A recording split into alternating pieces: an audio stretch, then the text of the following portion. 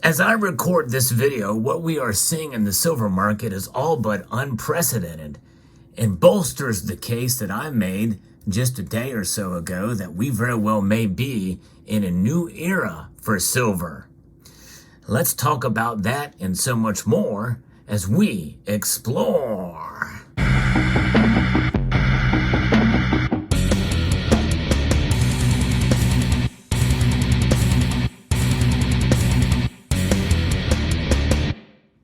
Silver's move today defies all odds in my view. I've not seen this in quite a while, if any at all, as I'm paying attention to the markets. This is very rare what we saw happen today because gold certainly reacted normally, but silver not so much. It's almost unthinkable what happened, which I think is bolstering the case for a new era for silver that I made a couple of days ago. I was called crazy for such a thing by one commenter, but nonetheless, I very well could be, as we don't know what the markets hold for next week. We are moments away from the market closing today, and a lot could happen in the next couple of minutes that could move the needle the other way. In fact, it really should be. Something is quite interesting happening with silver right now.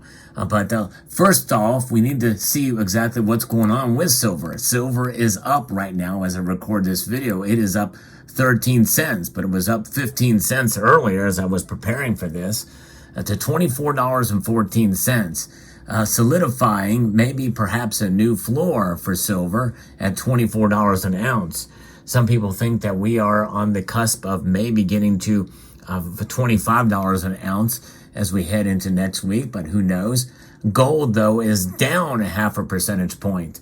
It's down 0.52%, down $10.30 to $1,971.20. Silver's, by the way, percentage move is 0.54% up to the upside. Platinum and palladium are both up as well, too. Rhodium continues to take a massive beating. More on that. Stay tuned. I'm going to be talking about rhodium in a future video here. But where does that leave the gold to silver ratio? It is now narrowed to under 82 to 1. Now, that's still a very high number. And people say, call me when silver reaches $35 an ounce. Call me when gold to silver ratio falls below 70 to 1. But folks, these are days to celebrate because silver's starting to find its game right now. And silver stackers should celebrate. Even if all this gets wiped away next week, the very fact that it's making this move for the reason I'm going to mention here in a moment is remarkable because we have something else that is working against silver's favor, but it is defying the odds, and that is the PCE data has been released today. I'm reporting to you from CNBC, has got this article here that talks about this. An inflation gauge at the Federal Reserve follows closely, rose slightly less than anticipated in February, providing some hope that interest rate hikes are helping ease price increases. The Personal Consumption Expenditure Price Index, excluding food and energy, increased 0.3% for the month, the Commerce Department reported Friday. That was below the 0.4% Dow Jones estimate and lower than the 0.5% January increase. So on a 12-month basis, core PCE increased 4.6%, a slight deceleration from the level in January. So when you include food and energy, headline PCE rose 0.3% monthly and 5% annually compared to 0.6% and 5.3% in January. So the softer than expected data came with monthly energy prices decreasing 0.4%, while food prices rose 0.2%.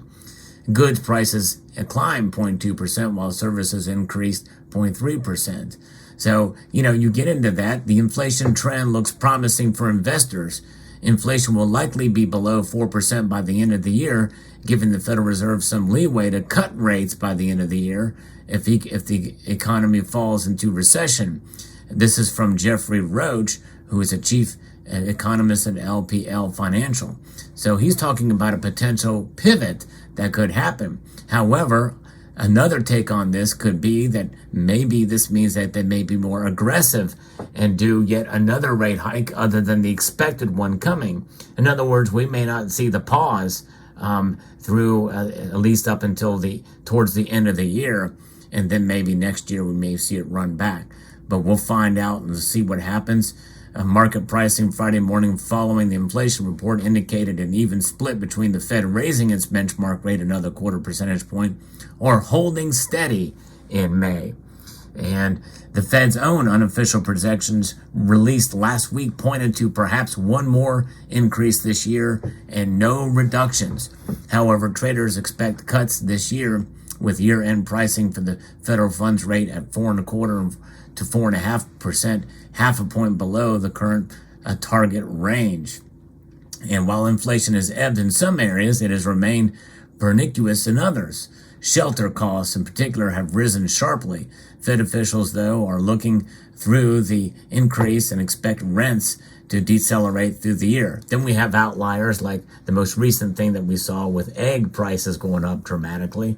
It's been kind of crazy with what's been going with egg prices. But so that has had an effect, folks, on the markets. In fact, stocks have closed higher Friday. NASDAQ has notched the best quarter since 2020. So there's where we were at there. So what does this mean? Well, it all translates to what moves the needle the most for precious metals. It's going to be the dollar. The dollar strength against other currencies out there. And this is the bane of our existence, it seems, the dollar. And when it rises and falls, that has a dramatic impact on precious metals. What moves the dollar? Well, typically it's going to be economic conditions like CPI, like PCE, and unemployment, or employment numbers rather. But nonetheless, gold and silver take the brunt. They take the hit or benefit greatly, depending on how you look at it, as to what happens with the dollar. Right now, as I record this video, the dollar index is up 0.33% to 102.57. It's up almost exactly opposite of what we've seen just a few days ago, as I recorded a video talking about how gold and silver reacted strangely on that particular day, and they did, by the way, for the exact opposite reason. Both metals moved down with the dollar index going down. Some of you remember that video. Well, today, that gold did not follow that trend to the opposite side, but silver did. Silver is up even though the dollar is up. That's right. That's unthinkable, folks. You don't see that too often. That's amazing. I can't remember the last time that's happened. But nonetheless, you know, when you see these kind of movements and it's the silver is defying the odds and it's defying the dollar, what gives? What's happening there? It's almost too early to tell. I've scoured the internet trying to find reasoning behind this, but my guess is perhaps, you know, we're seeing that silver really is indeed undervalued. And will this hold? I don't know. Is silver in this new era? Well, so far this week, silver has proven itself to be in a new era, and we may see solidification at a bottom here, and we may see the potential and possibility, dare I say it, of a breakout in silver's price. And a breakout above and beyond the norms and narrowing of the gold and silver ratio. The very fact that silver moves in the opposite direction of gold, almost right at the same rate, is also unusual. I've covered that in the past on this channel, and every time it happens in this volatile market, it's worthy of noting, especially kind of where we have been and how silver has been really depressed compared to other commodities, and copper, zinc, nickel especially, and gold as well. We see that high gold to silver ratio play out here. And so this is where we are at now, folks. And so this new era where we're finally seeing silver get its due recognition here at hanging out at the low $24 level, $24.13 right now as I'm watching the markets here. You know, it's about time, right? It's about freaking time for silver, you know, but silver certainly over the course of the long run has proven itself. there was a time when silver was indeed money, and that is something that was transacted as money. In fact, you know what? That's all what it's about. In fact, there's a whole channel that is based off of the idea of constitutional silver. That's right. It is Constitutional Stacker. Yes, indeed. And he actually sent me this thank you card, very nice of him, that includes indeed a piece of constitutional silver right here. And we're going to break it out. We're going to free it from the bondage of this tape. Yes, indeed. All right. Take that out of there. And by the way, you ever smell Scotch tape? Scotch tape actually does smell good. I kind of like the smell of Scotch tape. That's a full disclosure right here on this channel. I'm going to put it right out there. But this is indeed the last time that silver was money with this 1964 quarter here, which, by the way, they minted these through 1965, by the way. But thank you to Constitutional Stacker. Check his channel out. I'm going to put that right there. But there it is, folks. Silver. It is indeed a metal that's worth celebrating, at least for now. Now again, understanding that I'm not a financial advisor, I don't play one on TV or on YouTube, but this market activity, and with each passing day that we see silver defy the odds, is a good day to celebrate. But it's a day that we should also understand, especially with the history of silver that we've seen, we have to have very, very, very extremely cautious optimism, and to not be disappointed if we see silver get smacked right back down again. However you interpret that smackdown, whether you think it's suppression or what have you, it could happen. And then that new era business that I'm talking about very well may be out the window. But with each passing day, it solidifies the notion and possibility that we very well may be living in that new era for silver. Nonetheless, let's take the day and celebrate. I want to be positive about silver, but I also want to be realistic about silver too. So I post this video with a very cautious optimism, and I want to encourage you as well to hold that as well too. And at the very least, hang on to your silver, recognize it indeed as a store of value. So there you go. Let me know what your thoughts are in the comment section below.